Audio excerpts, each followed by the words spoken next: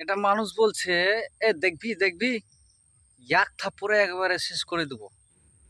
তো এই যে রাগ, এই যে গুসা, রাসূল সাল্লাল্লাহু আলাইহি সাল্লাম বলেন ওই মানুষটা পৃথিবীর বুকে সবচাইতে শক্তিশালী, যা রাগ উঠলো তার সাথে সে রাগকে থামিয়ে নিল, রাগকে দমন করলো এবং সে পারতো যে রাগের মাথায় অনেক কিছু করতে, কিন্তু সবুর করলো, ধৈর্য ধরলো, রাগকে সংযত করে রাখলো।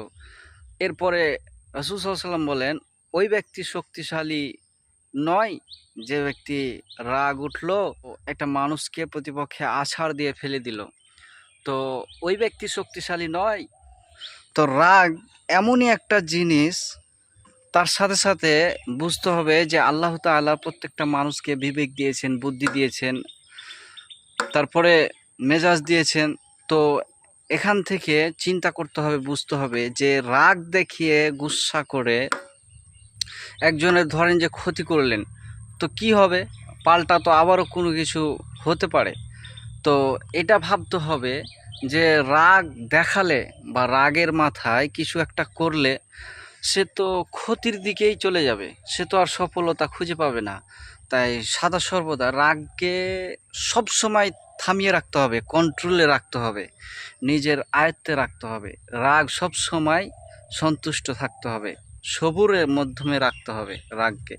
তাহলে আপনি সফলতা হতে পারবেন।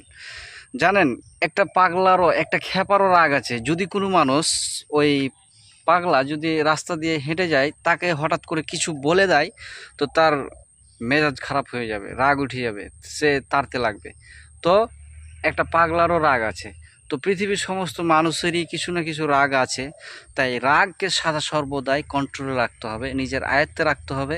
তাহলেই আপনি সফলতা হতে পারবেন। নচিত রাগ এমনই একটা জিনিস যা ধ্বংসের দিকে নিয়ে চলে যায়। রাগ এমনই একটা জিনিস যা অশান্তি ছড়িয়ে যায়। সেই জন্য আমাদের সকলকে রাগকে সংযত রাখতে হবে, যে কোনো মূল্যে সবুরের সাথে থাকতে হবে, সন্তুষ্টের সাথে থাকতে হবে।